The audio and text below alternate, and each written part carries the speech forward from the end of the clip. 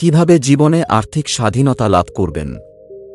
বন্ধুরা, কেমন আছেন সবাই? আজকের যুগে সবাই চায় আর্থিকভাবে স্বাধীন হতে। এমন একটা জীবন যেখানে কাজ করার জন্য চিন্তা করতে হবে না, কিন্তু টাকা আসতেই থাকবে। হয়তো ভাবছেন, কাজ না করে টাকা আসে কিভাবে? এমনটা হলে আর কে কাজ করতে চাইতো? আমার উত্তর পরিষ্কার, এটা সম্ভব। হ্যাঁ, আপনি ঠিকই শুনেছেন। শুধু জানতে হবে সঠিক পথ, যা আপনাকে এনে দেবে আর্থিক স্বাধীনতা আর সেই সাথে উপভোগ করার সুযোগ দেবে জীবনের প্রতিটি মুহূর্ত। তো আপনার কাছে আমার প্রশ্ন, আপনিও কি আর্থিক স্বাধীনতা চান? চান কি টাকার চিন্তা থেকে মুক্তি পেতে আর নিজের শর্তে নিজের জীবন যাপন করতে? তাহলে আজকের আলোচনা আপনার জন্যই। আজ আমরা জানব কিভাবে আমরা আর্থিকভাবে স্বাধীন হতে পারি। আমরা কথা বলব গ্রান্ট সাবাটিয়ারের বেস্টসেলার বই ফিন্যান্সিয়াল ফ্রিডম নিয়ে। এই বইটি লক্ষ লক্ষ মানুষের জীবন বদলে দিয়েছে, কারণ এটি শুধু টাকা উপার্জনের কথা বলে না, বরং শেখায় কিভাবে টাকাকে এমনভাবে পরিচালনা করতে হয় যাতে আপনি দ্রুততম সময়ে আর্থিক স্বাধীনতা অর্জন করতে পারেন। তাই আজকে আমার এই ভিডিওটিতে টাকা নিয়ে কিছু মূল্যবান তথ্য আপনাদেরকে দিতে যাচ্ছি, যাহা আপনারা আগে কখনো শোনেনি। তাই অনুগ্রহ করে আজকের এই মুহূর্তে আমার ভিডিওটি শেষ পর্যন্ত দেখবেন, কারণ এতে আপনার অর্থনৈতিক দিক থেকে শক্তিশালী হয়ে উঠবেন। অধ্যায় 1, আর্থিক স্বাধীনতা কি? বন্ধুরা, আর্থিক স্বাধীনতা মানে শুধু টাকা উপার্জন করা নয়, বরং আপনার জীবনের প্রতিটি মুহূর্তকে নিজের মতো করে বাঁচা।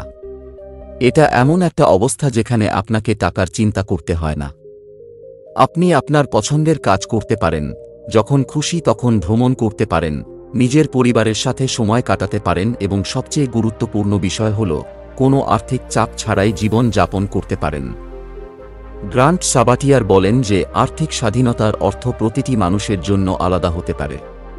কারো জন্য এটা লক্ষ লক্ষ টাকা উপার্জন করা, আবার কারো জন্য শুধু এতটাই যে তার খরচগুলো সহজে চলে যায়।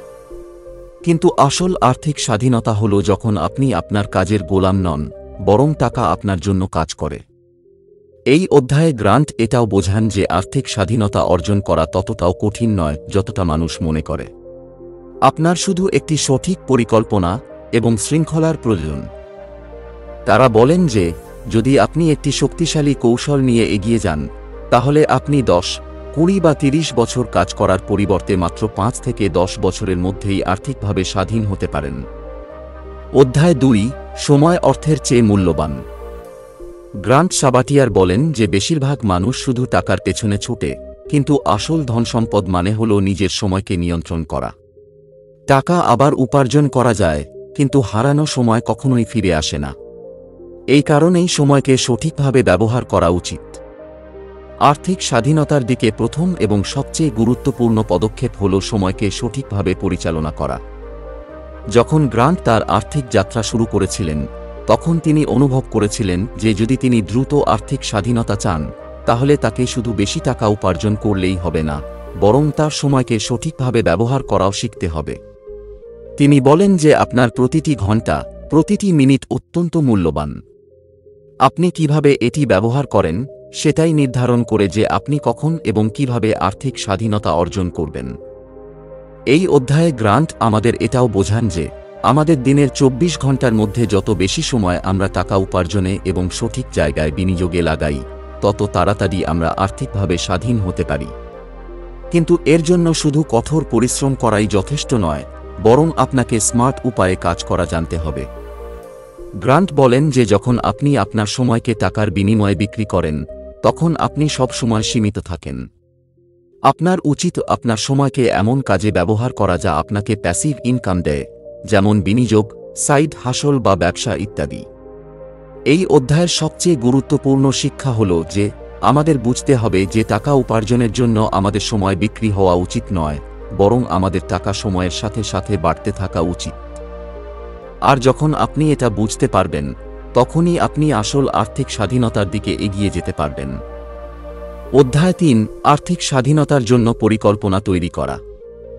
গ্রান্ট সাবাটিয়ারের মতে শুধু আর্থিক স্বাধীনতা নিয়ে ভাবা যথেষ্ট নয়, বরং আপনাকে একটি পরিষ্কার এবং ব্যবহারিক পরিকল্পনা তৈরি করতে হবে।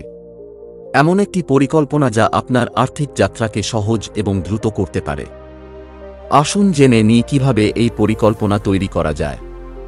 প্রথমত, আপনাকে আপনার লক্ষ্য অর্থাৎ টার্গেট নম্বর সম্পূর্ণরূপে স্পষ্ট করতে হবে। মানে আপনাকে জানতে হবে যে আপনার কত টাকা প্রয়োজন যাতে আপনি আর্থিকভাবে স্বাধীন হতে পারেন। আমার বলার উদ্দেশ্য হল যে আপনাকে জানতে হবে যে আমার কাছে কত টাকা থাকলে আমি আর্থিকভাবে স্বাধীন হতে পারি, অথবা আমার কাছে এমন কত সম্পদ অ্যাসেটস থাকা উচিত যা আমাকে আর্থিকভাবে স্বাধীন করতে পারে। এটা আপনাকে জানতে হবে।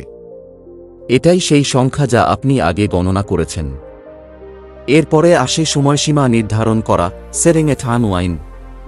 আপনাকে বুঝতে হবে যে আপনি কখন আপনার লক্ষ্য অর্জন করতে চান, 5 বছরে, 10 বছরে নাকি 20 বছরে। সময়সীমা জানার ফলে আপনি আপনার পরিকল্পনাকে আরও ভালোভাবে তৈরি করতে পারবেন।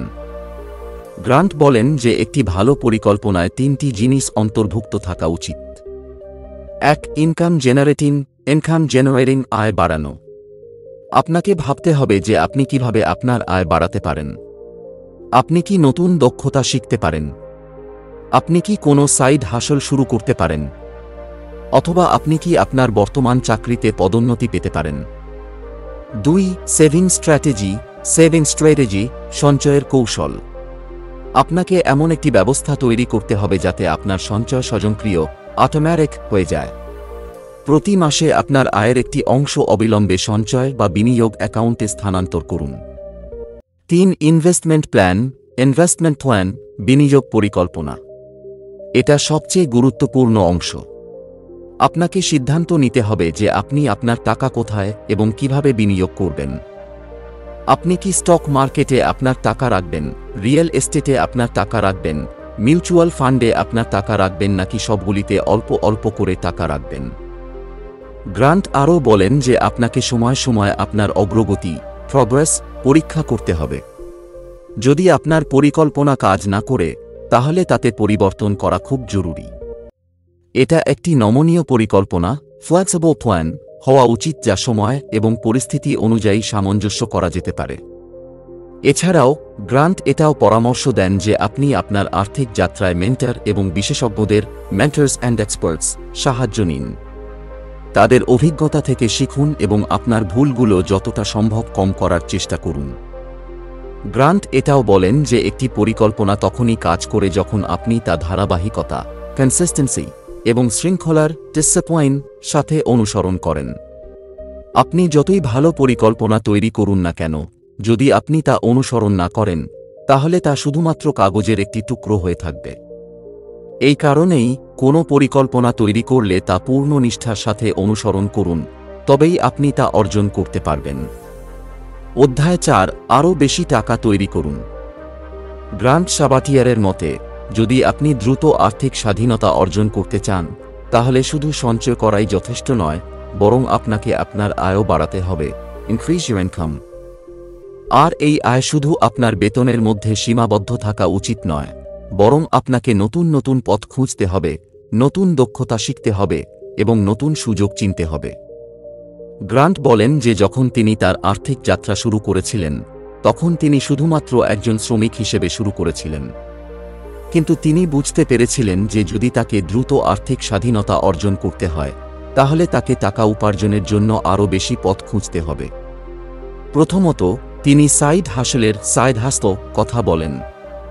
সাইড হাসল মানে হল আপনার নিয়মিত চাকরি ছাড়াও আপনার এক বা একাধিক আয়ের উৎস ইনকাম সোর্সেস থাকা।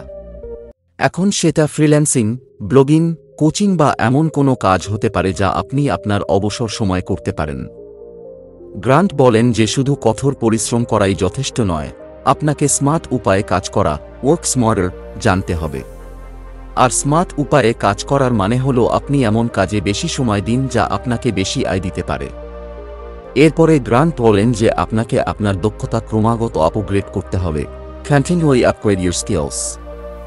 আপনি যত শিখবেন, তত বেশি উপার্জন করতে পারবেন। বিশেষ করে আজকের ডিজিটাল যুগে digital marketing, web designing, coding এবং কন্টেন্ট ক্রিয়েশনের মতো অনলাইন দক্ষতা আপনাকে দ্রুত এগিয়ে যেতে সাহায্য করতে পারে। গ্রান্ট আরও বলেন যে আপনাকে সেই সব মানুষের কাছ থেকে শিখতে হবে যারা ইতিমধ্যেই সেখানে পৌঁছে গেছেন যেখানে আপনি যেতে চান। এই লোকেরা আপনাকে পথ দেখাতে পারে এবং আপনার অগ্রগতি দ্রুত করতে পারে। আরও বেশি টাকা উপার্জনের আরেকটি উপায় হল যে আপনি যে টাকাই উপার্জন করেন তা কোথাও না কোথাও বিনিয়োগ করুন, ইনভেস্ট, যাতে আপনার টাকা আপনার জন্য আরও বেশি টাকা উপার্জন করতে পারে। এটাই সেই পদক্ষেপ যা আপনার আয়কে দ্রুতগতিতে বাড়িয়ে তুলতে পারে এবং আপনাকে খুব তাড়াতাড়ি আর্থিকভাবে স্বাধীন করতে পারে।